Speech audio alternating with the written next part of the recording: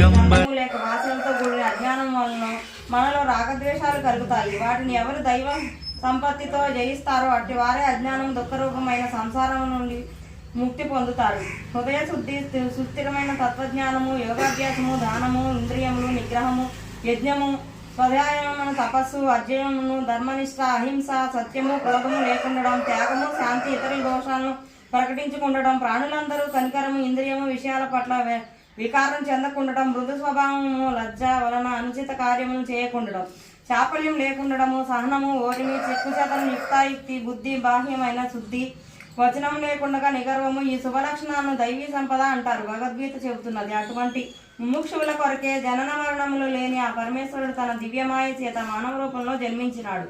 ఇలా కోపించిన సద్గురు రక్షించగలరంటే అది ఎలా సంభవము? అందుకు తార్కాణమేమి? నా సందేహం తీర్చి నా మనసుకు స్థిరం ప్రసాదించండి అని వేడుకున్నాడు. సిద్ధుడు అతడి జిజ్ఞాసకు సంతోషించి ఇలా చెప్పాడు. నీవు బుద్ధిమంతుడవు, మంచి ప్రశ్న వేశావు. మొదట ఒక్కడుగా ఉన్న పరమాత్మ తాను అనేకమవ్వాలని సంకల్పించాడు. ఈ సంకల్పమే ఈ జగత్తును సృష్టించిన మాయాశక్తి. మొదట ఆ నారాయణుడి నాభి నుండి ఒక కమలము, దాని నుండి బ్రహ్మ పుట్టారు. అతడు మహావిష్ణువు యొక్క ఆజ్ఞను అనుసరించి ఆయన నుండి వెలువడిన వేదాలలో వివరించబడిన రీతిని విశ్వమంతటిని సృష్టించాడు. మొదట ఆయన బ్రహ్మనిష్ఠులైన సనత్కుమార సనత్సుజాతులను, తర్వాత ప్రజాపతులైన మరీచి, అత్రి, అంగిరస, పులస్త్య, క్రతు, వశిష్ఠులను సృష్టించాడు. తర్వాత ముల్లోకాలను, దేవతలను, నానా విధములైన జీవరాశిని, మానవులను సృష్టించాడు. వారి పూర్వజన్మ సంస్కారములను అనుసరించి ఉత్తమమైన వర్ణాశ్రమ ధర్మాలను ఏర్పరిచాడు. అలాగే 4 యుగాలను సృష్టించి క్రమ పద్ధతిన వాటిని భూమిపై ప్రవర్తింపజేసి పానీయాలు. శ్రీ గురుచరిత్ర గ్రంథము శ్రవణము చేస్తుంటే భక్తి ముక్తి శీఘ్రంగా లభిస్తుంది. పరిశుద్ధులైన దీనిని 7 రోజులు పారాయణం లేక శ్రవణములు చేసిన వారి పాపాలు నశించి సంతానము, ధనధాన్యాలు, దీర్ఘాయువు, జ్ఞానమును ఎవరు కోరినది వారికి లభిస్తుంది, నిష్క్రములకు ముక్తినిస్తుంది అని చెప్పి తమ వద్దనున్న గ్రంథము చూపారు. నామధారకుడు ఎంతో ఆసక్తితో ఆయన పాదాలకు నమస్కరించి, మీ గ్రంథం సంగతి చెప్పుతుంటే నాకు ఎంతో దూరం అత్రి మహర్షికి భార్య అయి మహాపతివ్రతగా ప్రసిద్ధికెక్కింది. ఆమె ప్రాతిపత్య ప్రభావానికి వెరచి కొండలు శిలలతో కూడి ఎంతో కఠినమైన భూమి ఆమె పాదాల క్రింద మృదుత్వాన్ని వహించింది. సర్వాన్ని తప్పింపజేసే సూర్యుడు, అన్నిటికీ దహింపజేసే అగ్ని కూడా ఆమెకు చల్లదనం ఇవ్వసాగారు. వాయువు ఆమె చెంత తన ప్రచండ వేగం మాని మందంగా మారుతంగా వీచేవాడు.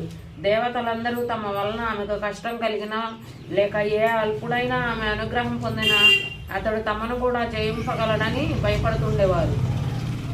ఒకసారి త్రిలోక సంచారి అయిన నారద మహర్షి బ్రహ్మ, విష్ణు, మహేశ్వరుల నివాసాలకు వెళ్ళి అక్కడ అనసూయాదేవి పాతివ్రత్యాన్ని ఎంతగానో ప్రశంసించాడు. అత్రి మహర్షి ఆదేశం మేరకు ఆమె వలె అతిథి అభాగ్యులను ఆదరించే సాధ్వి మరొకరు లేరన్నాడు. అప్పుడు త్రిమూర్తుల భార్యలు కూడా దేవతలందరి వల్లనే భయపడి అసూయ చెంది ఆమె పాతివ్రత్య మహిమను తగ్గించమని తమ భర్తలను నిర్బంధించారు. అప్పుడు త్రిమూర్తులు అతిథి వేషాలతో అత్రి మహాముని ఆశ్రమానికి చేరుకున్నారు.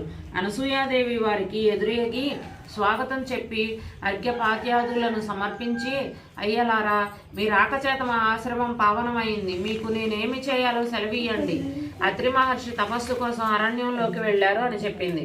అప్పుడు ఆ అతిథులు, అమ్మ, మాకెంతో ఆకలిగా ఉన్నది, నీ భర్త ఎప్పుడు వస్తారో చెప్పలేము కదా, మాకు వెంటనే భోజనం పెట్టు అన్నారు.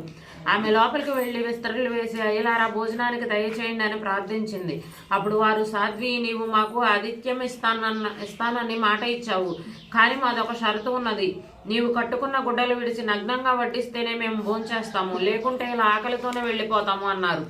వారు ఆకలితో వెళ్ళిపోతే ఆమె అత్రి మహర్షి ఆదేశాన్ని మీరినట్లు అవుతుందని, అంతేగాక ఆకలితో తిరిగిపోయిన అతిథి గృహస్థుల పుణ్యాన్ని తపస్సును తీసుకుపోతాడని శాస్త్రం.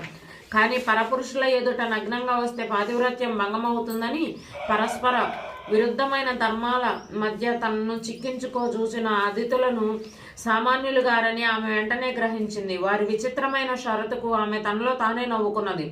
తపోమూర్తి అయిన అత్రి మహర్షి సత్సర్గం వలన పవిత్రురాలనైన నాకు కామభయం లేదు. ఆకలిని కొని అన్నం అడిగిన వీరు ధర్మం ప్రకారం నా బిడ్డలే గాని పరపురుషులు గారు అనుకుని ఆ సాధ్వి అయ్యేలారా అలానే చేస్తాను, భోజనానికి లేవండి అని చెప్పి ఆశ్రమం లోపలికి వెళ్ళి అత్రి మహర్షి పాదుకులతో, స్వామి నేను మీ ఆజ్ఞ మేరకు వారు నా బిడ్డలన్న భావంతో భోజనం వడ్డిస్తాను అని చెప్పుకున్నది. ఆమె యొక్క పాతివ్రత్య మహిమాన్వితమైన సంకల్ప